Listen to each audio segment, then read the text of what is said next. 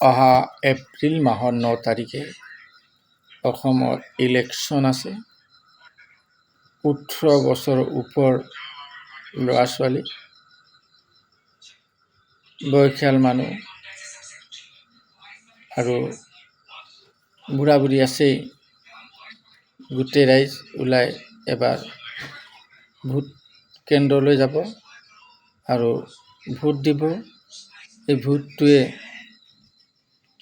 আপোনাৰ অধিকাৰ হয় আৰু এজন ভাল প্ৰতিদ্বন্দ্বিতাক উঠাবলৈ চেষ্টা কৰিব, যিয়ে ভালকৈ দেশখন শান্তিমতে চলাব পাৰে। সেনেকুৱা এটা ৰাজনীতিক দলৰ নেতাক ভোট দিব। কাক দিব আপোনালোকে জানে,